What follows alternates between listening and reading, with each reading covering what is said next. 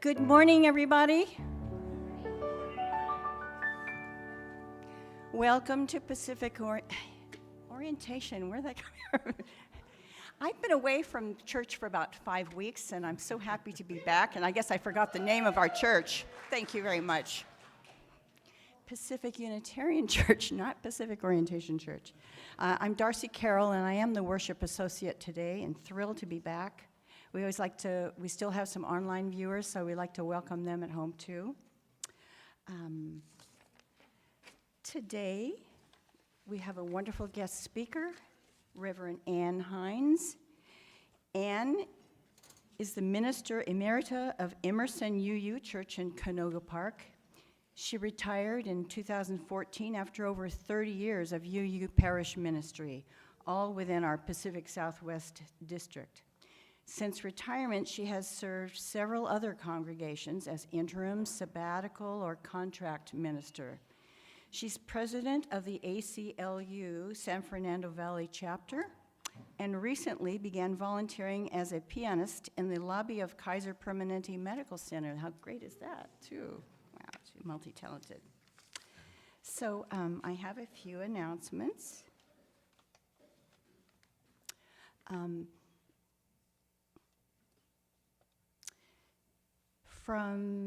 First of all, I'm going to mention the PUC outreach strategy. That's happening right here in the sanctuary after church. It's like a brainstorming of where we want to go and how we want to attract people and things like that. And I know a lot of you have good ideas, so that's right after church. And from Kiki Wiley, Monday, as in tomorrow Monday, is the full wolf moon. And that yoga practice that she has on tomorrow morning will be an opportunity to release what no longer serves with a full moon drum circle. So Kiki says they have drums and shakers to share, but bring them if you have them. So that's 10 a.m. here in the sanctuary. January 14th, coming up on Tuesday, Pastor Joshua is going to do a presentation on religion and comedy. That's going to happen Tuesday at 7 p.m. in the library, so that should be fun. He knows about both of those things. And also, Thursday night, the Healing Circle that Angela O, I think I saw her walk in, Angela O will be doing, and that's, it's not only a healing circle, it's Zen meditation as well. And I think that's something that a whole lot of us could really need more than ever right now. That's Thursday at 6:30 in the library. So I think that's it. And I'm going to mention it now just because, but when we get to the offertory, we're going to have a split plate with the fire relief organization. So more in a few minutes later. So I think that's it for and so Lisa Seitz has something.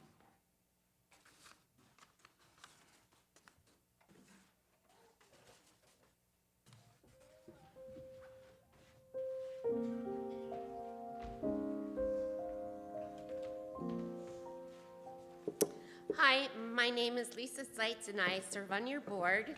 And one of the goals that we set out this year was to make sure that everyone that does things in the church gets recognized. We know that everybody works really hard. It's an amazing congregation, or whatever we are. And we just wanted to make sure that the people that were working hard got some recognition. So this morning we have two people that were, as I get my pad ready. Okay, Noel, can you come up?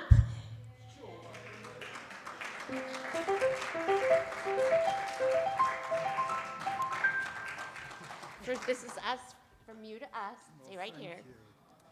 Stay right here. If you come to PCUC campus at almost any time during the week, you will likely find Noel Hammond up here fixing something, often on a roof or up a ladder. Every Wednesday evening around 6 p.m., you'll find Noel gathering with the choir for practice, which doesn't start until Noel can tell us about the latest thing that needs to be fixed or the latest thing that he has fixed.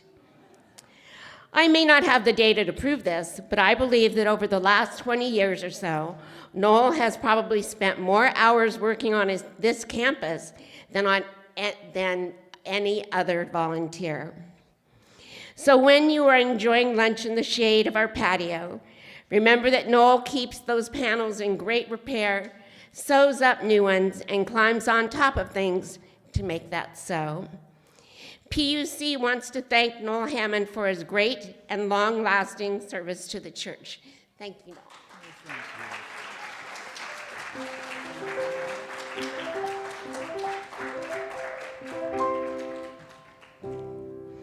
The second person that we'd like to recognize is Naresh Dale. Is Naresh in the kitchen?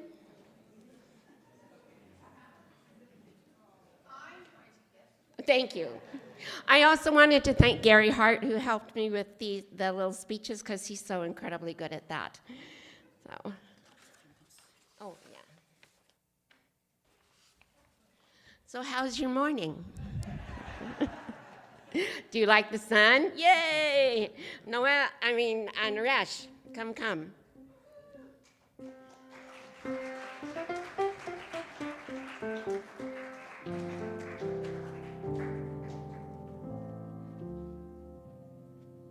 This is an appreciation for all you do and your voluntary work for the church.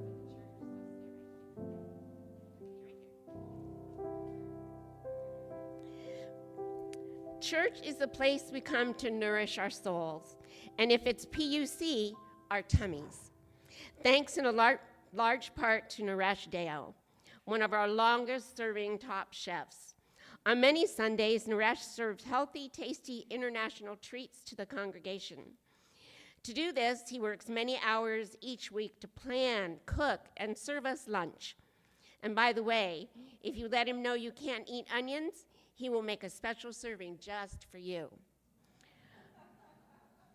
Also, you may have noticed the flowers we have on the stage. Naresh has been bringing flowers from his garden almost every Sunday for a very long time. He might even bring fruit to share at the men's group that he participates in almost every month. And Naresh is always there with his latest joke, or two, sometimes even funny ones.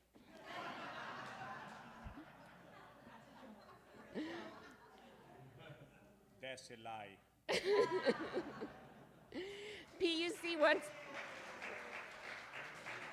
PUC wants to thank Naresh for his great and long-lasting service to this church. It would not be the same without you. Thank you, Naresh.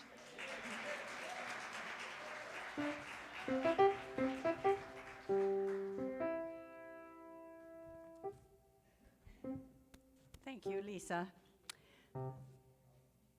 And speaking of lunch, I guess I forgot to mention that we always have a really wonderful lunch from our top chef of the particular Sunday. And it's $5 for almost everybody, but anybody who's here today for their first time, it's free, it's on us, so please stay. All righty. So now we'll have a chalice lighting.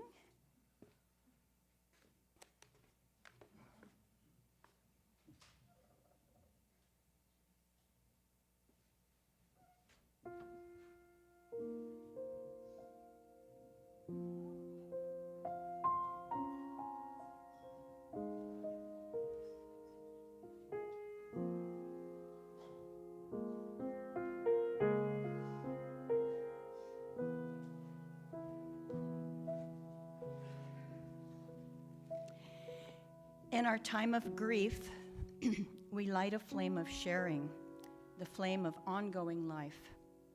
In this time when we search for understanding and for serenity in the face of loss, we light this sign of our quest for truth, meaning, and community. And now if you would all rise, if you're willing or able, and we are opening hymn, it's 347, Gather the Spirit. Gather the Spirit, harvest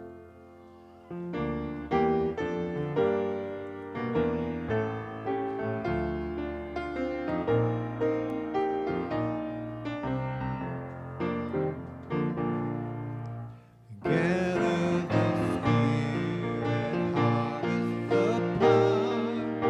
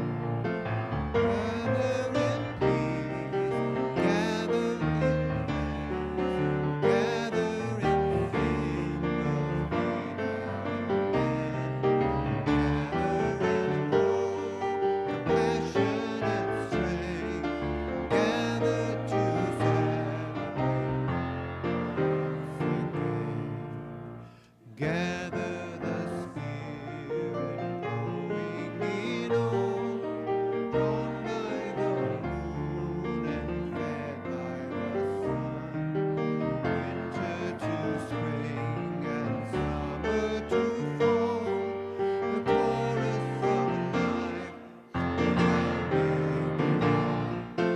Gather in peace, gather in peace, gather in sympathy now and then. Gather in hope, compassion and strength, gather to celebrate once again.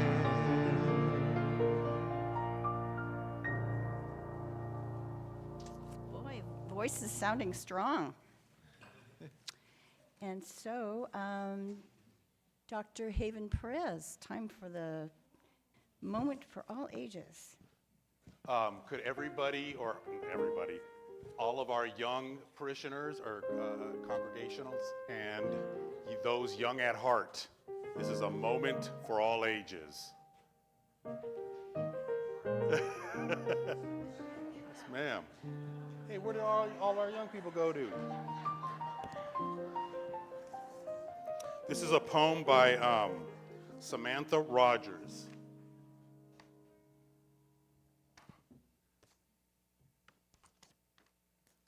If you never try something new or never dream to dare, how will you discover all of life's wonders out there? Be strong, be courageous. Don't let your fears take hold. Be confident and resilient, unflinching and bold. Be brave, take a chance. It doesn't matter if you fail. Don't panic or give up. Try again and exhale. Be willing to explore, banish your fears, take a leap of faith, and always persevere. Challenge yourself. Learn some skills you don't know. Stepping out of your comfort zone will help you to grow. If we never took risks, we'd never progress or attempt to pursue the road to success. Never be afraid to be a mover and shaker.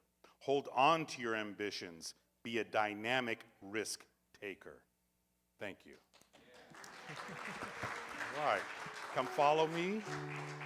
Shall we sing the kids out? As we leave this friendly place, love gives light to every face. May the kindness which we learn light our hearts as we return.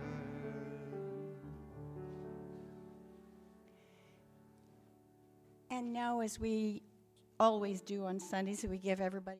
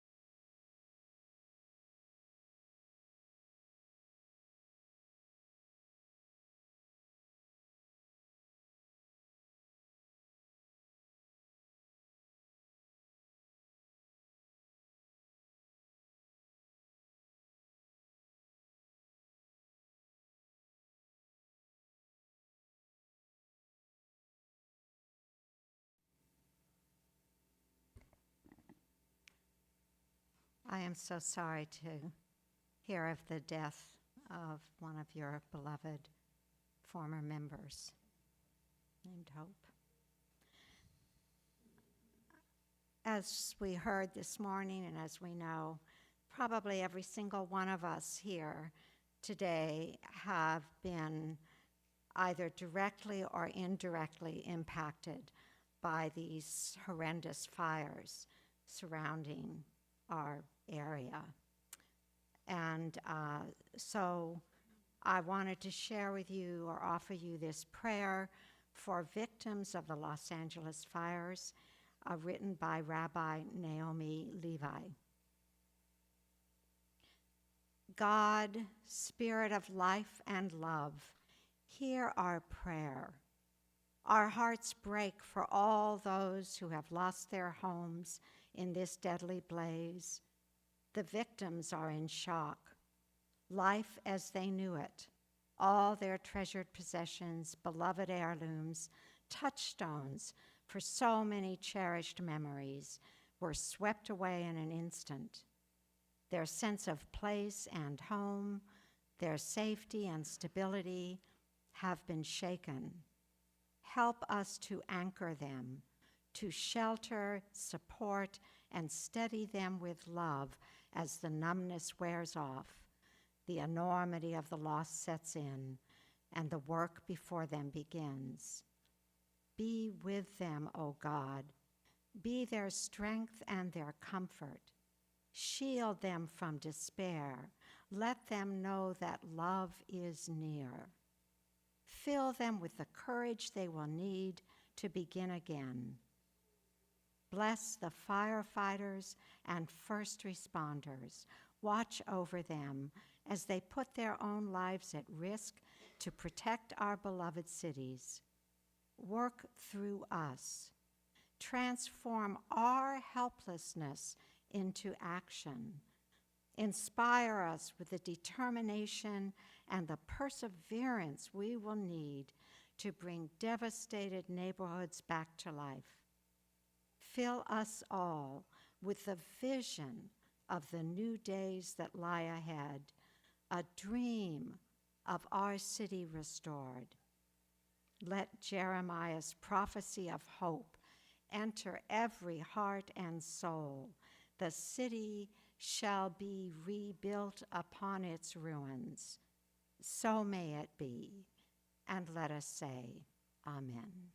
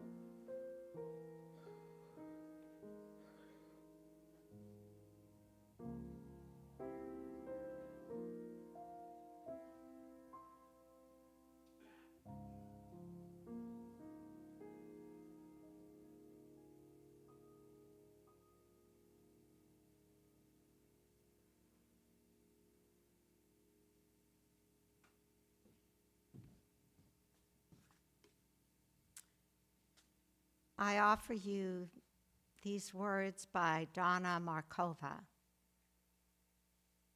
I will not die an unlived life.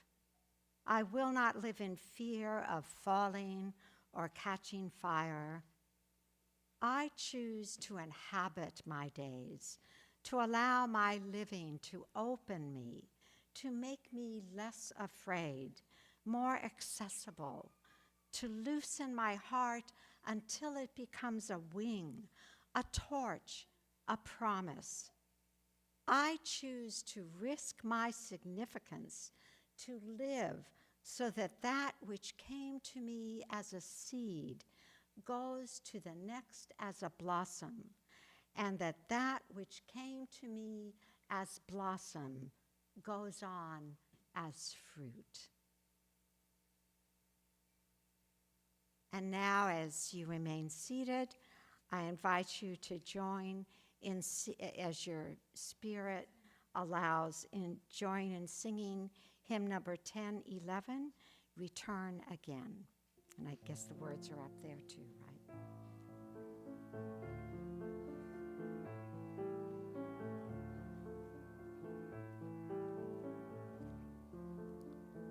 Here we go.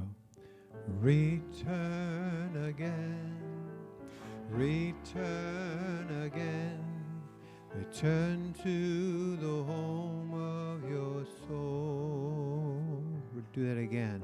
Return again, return again, return to the home of your soul. Return to who you are, return to what you are, return to where you are, born and reborn again. Return to who you are, return to what you are, return to where you are, born and reborn again. Return again. Return again, return to the home of your soul. Return again, return again, turn to the home of your soul.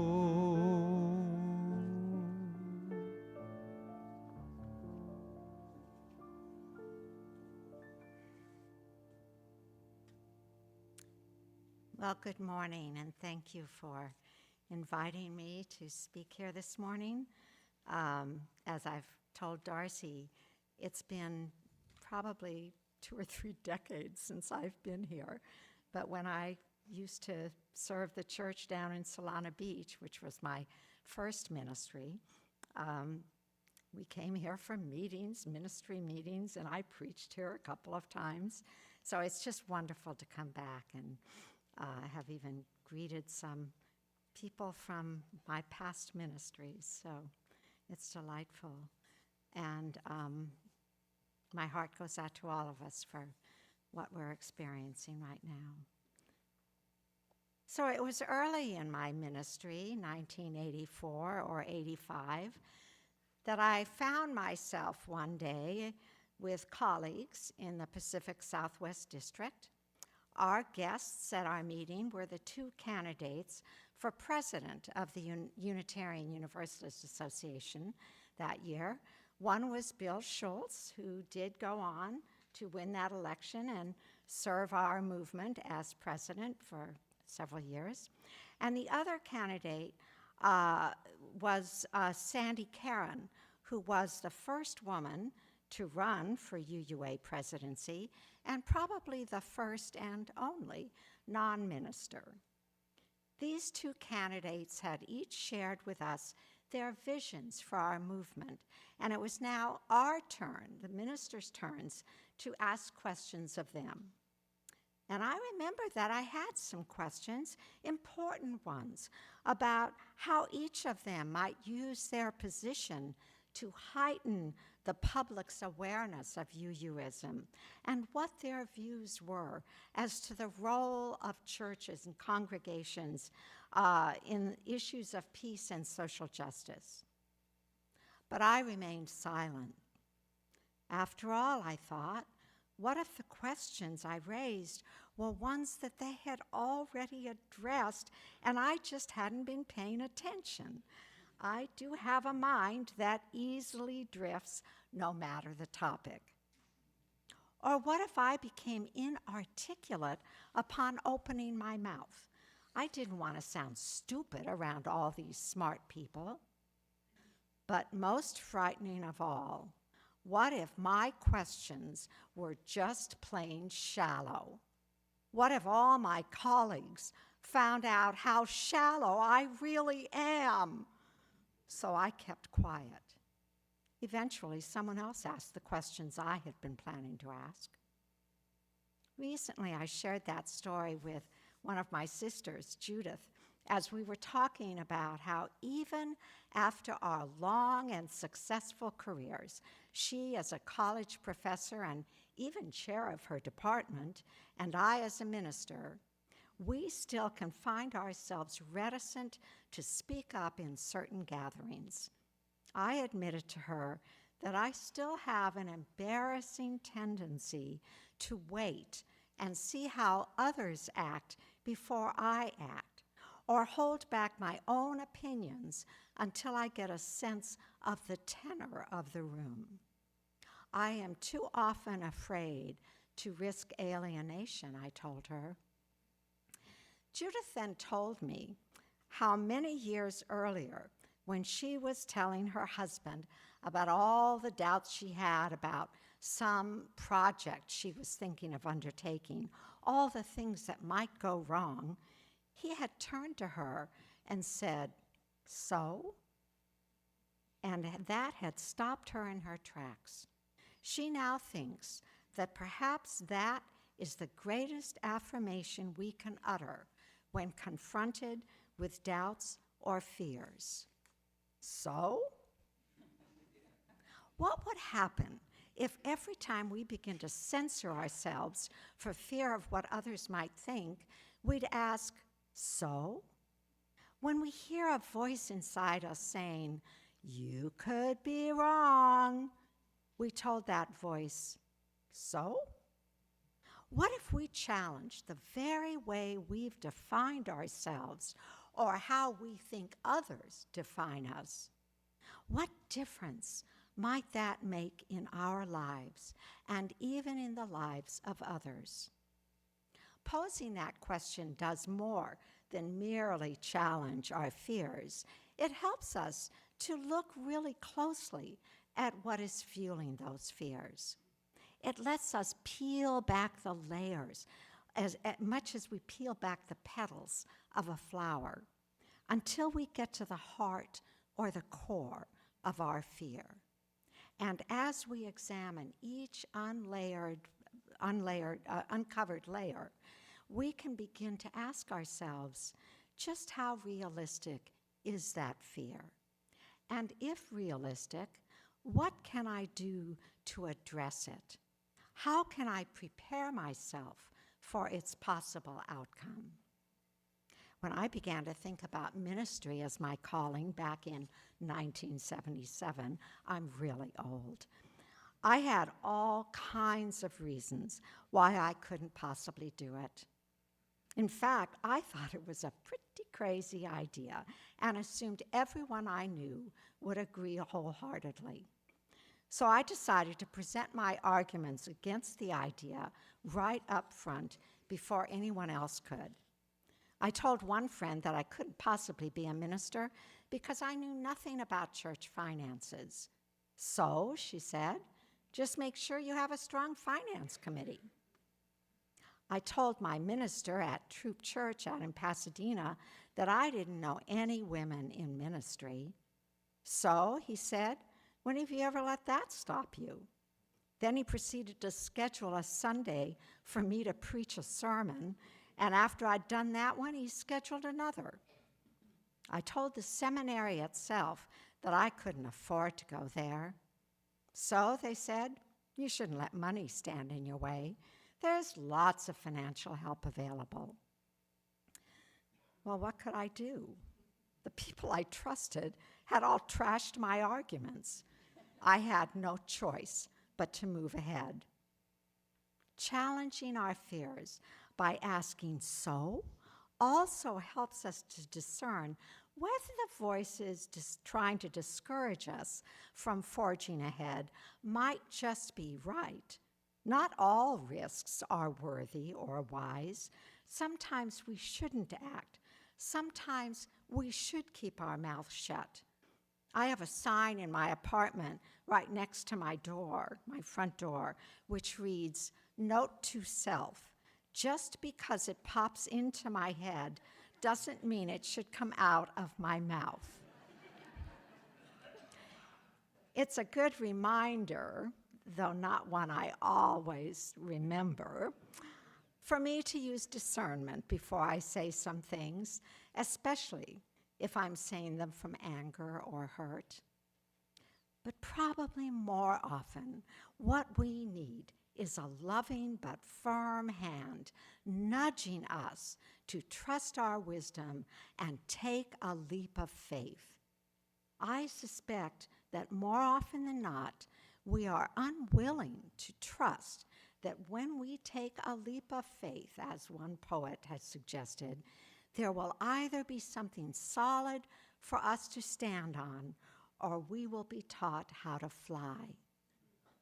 Our fear is that neither solid grounding or flying lessons will be provided for us, and we'll simply fall into an abyss of failure and humiliation. When the company my father worked for decided to move from Los Angeles to Orange County back in, I think, 1975, he and my mother sold their home in which they had raised my siblings and me and moved to a brand new home in Irvine. Actually, the home was in Altadena. That's my childhood home. And they moved to a new home in Irvine, deep in what was then the most conservative, or one of the most conservative areas in the country, probably still is. To say that my mother made this move reluctantly is putting it mildly.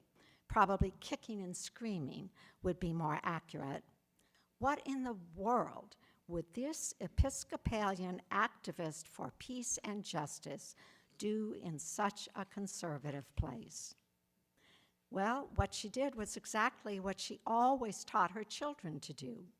To all the voices, both within herself and from others, that said, no one in Orange County is going to work with you on your liberal causes, she said, so watch me. Instead of giving in to those voices, my mother approached a Lutheran minister nearby and suggested they work together on the issues important to both of them. And out of their collaboration was born the Orange County Interfaith Ministry for Peace and Justice, co-led by both of them. A few years before my mother died, after she could no longer participate in the events of that organization, they honored her at their annual meeting. My siblings and I took her to dinner, and I will never forget one nugget that a speaker told about our mother. Whenever something came up that we didn't think we could do because of lack of money or lack of congregational support or lack of city permission, we'd ask Gwen if she thought we should go ahead with it. And she'd always say, "I don't know, why not?" That was my mother's way of saying so to the doubters, to those fearful of taking a risk. I'm sure this congregation has been faced with numerous challenges over the years, ones that would mean taking a risk and trusting that together you'd meet the challenge. After the brutal death of George Floyd by police, you publicly supported the Black Lives Matter movement and hung a banner, a Black Lives Matter banner, outside in this very white, very conservative area. And when Asians became the recipients of hatred because of then President Trump's calling COVID-19 the China virus, you publicly decried such hatred. There is always risk involved when taking such public stands, and I imagine not everyone in the congregation was fully in support of those actions, but you said so and stepped forward. I have a friend who's always been afraid to speak her mind when with friends and family members who disagree with her politically. But recently, because she's so concerned about where our democracy could be headed, she posted on Facebook that she will no longer shy away from difficult political conversations. She knows that for the safety of one of her granddaughters who is gay and of her niece who is non-binary, she can no longer remain silent.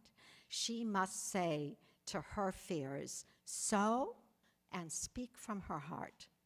It is what we all must do in these times. We must be witnesses for freedom, for justice, for peace. There is too much at stake these days for our country and for people we love, and to ourselves even, to remain in the comfort of silence.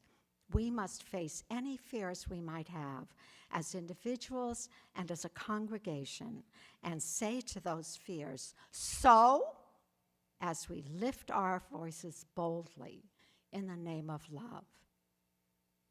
A few years ago, my other sister, Mary, and I took a road trip up through Oregon. While in Portland, we spent a few hours wandering through the wheat-door market along the river, buying a few gifts for family and even for ourselves, but mostly just enjoying the ambiance and the variety of artistic wares on display. One of the booths that we most enjoyed had items made primarily from kitchen utensils, jewelry, headgear, wind chimes. My sister bought earrings made from silverware with the same pattern as our parents' good silver. I bought a hair clip for my granddaughter made from a fork.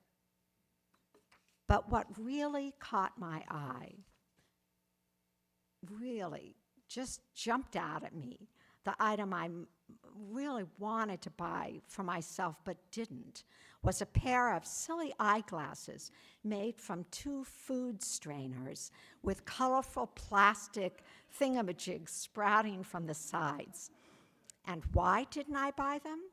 Because I felt foolish. Where would I ever wear them, for goodness sake? What would people think of a woman my age wearing such silliness? Instead, I had my sister take a photo of me wearing them before I carefully placed them back on the shelf with a sigh. A few months ago, I came across that photo on my computer. I posted it on Facebook with the story that I've just shared with you. I cannot tell you how many of my friends said, I don't believe you didn't buy that, though they are so perfect for you. I wondered why I hadn't bought them too. And then I remembered all those doubts I'd allowed to block me back there in Portland, and I just felt sad. But this time I said, so? So what if I look foolish? Who cares if I'm too old? I found the company online. It's called Spoonman. And lo and behold, there were the eyeglasses made from food strainers. And so I bought them.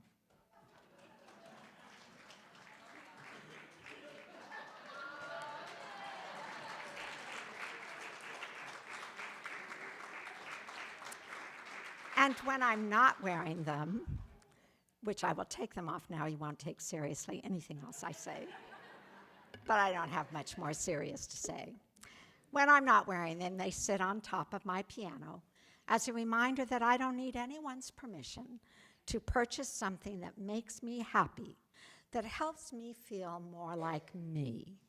I don't need anyone's permission to live my life fully, and neither do you. No matter your age, take some risks. Be yourself.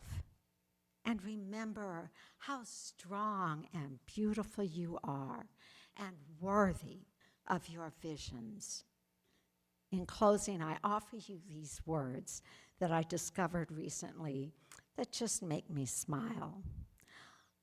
But what if I fail, we ask. Oh, but darling, what if you fly? May we always choose to fly. Amen.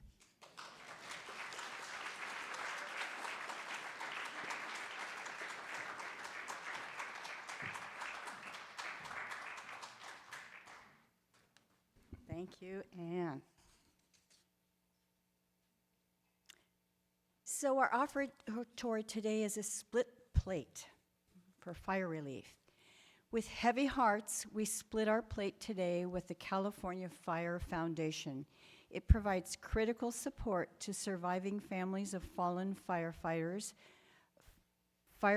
and the communities they serve. We will help them commemorate fallen heroes, offer scholarships to children of fallen firefighters, and provide aid to victims of fire or other natural disasters, and provide fire safety resources to underserved communities across California.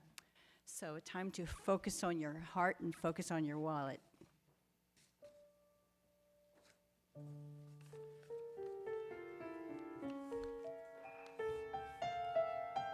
So unrelated to that, two little boys were sitting together at a church during a wedding ceremony.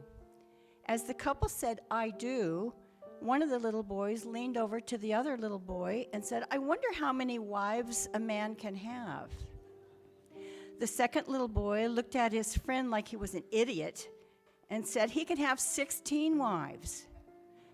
"How do you know that?" the first little boy asked. "Weren't you listening? The pastor just said it.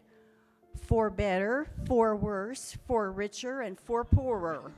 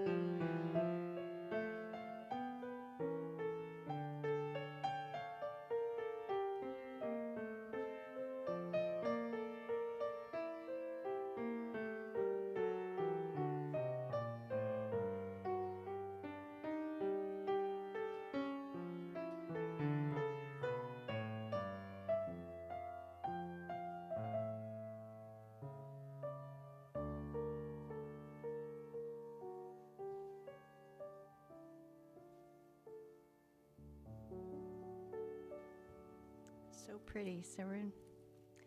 So now please rise as you're willing and able for our closing hymn, which is a lively one, When the Spirit Says Do. I think it's up here. Yes, it's 1024 if you're in a book.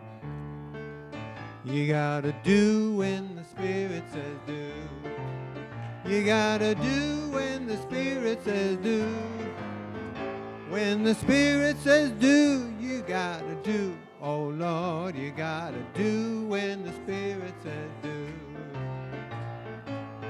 The Spirit says do. The Spirit says do. The Spirit says do. The Spirit says do. Spirit says do. Spirit says do. You gotta sing when the Spirit says sing.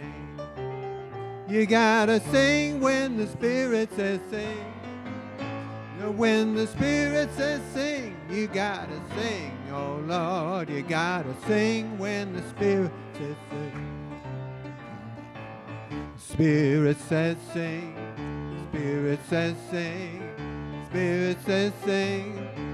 Spirit says sing. Spirit says sing. Spirit says sing. You gotta dance when the Spirit says dance. You gotta dance when the Spirit says dance. You gotta dance. You gotta dance. Oh Lord, you gotta dance when the Spirit says dance. The Spirit says dance. The Spirit says dance. The Spirit says dance. The Spirit says dance. The Spirit says dance. The Spirit says dance. You gotta laugh when the Spirit says laugh. You gotta laugh when the Spirit says laugh. You got Spirit says laugh. You gotta laugh. Oh Lord, you gotta laugh when the Spirit says laugh. Spirit says laugh. Spirit says laugh.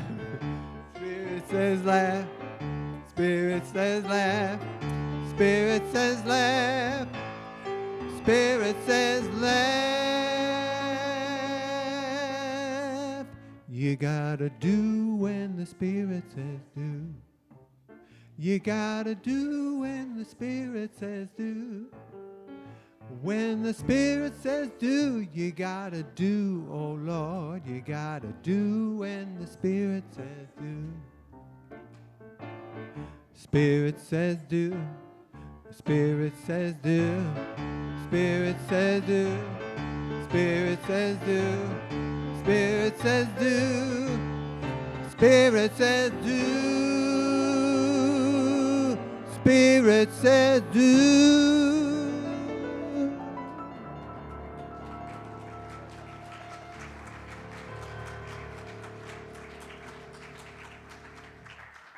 So remain standing, please.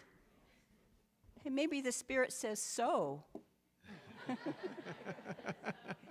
not in this moment. Yeah.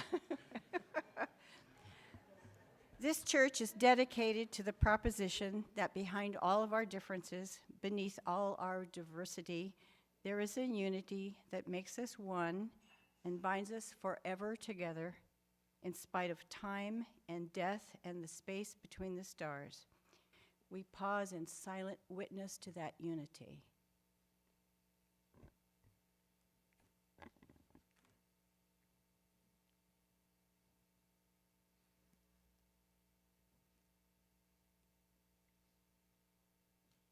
May the blessing of love be upon you.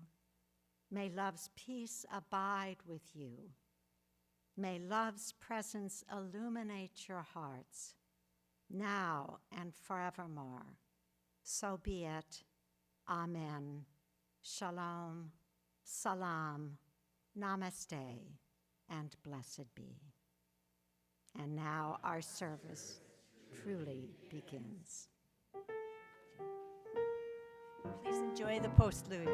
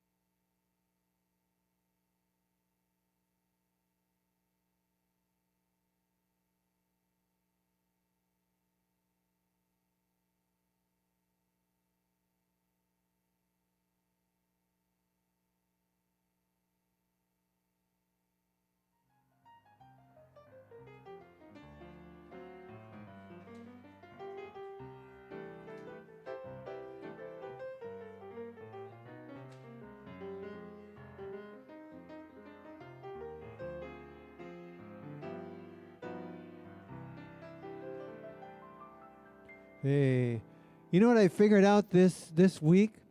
I really love Los Angeles. And I don't want to see any of it go. I love it. I love Los Angeles. Yeah. So, what is this thing called love? This funny thing called love? Who could solve its mysteries? Why did it make such a fool of me? Do you know what? What is this thing called love? This funny thing called love. Oh, who could solve its mysteries?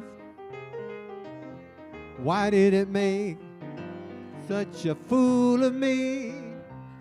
I saw you there one wonderful day. You took my heart and you threw it away. That's why I asked the Lord in heaven above,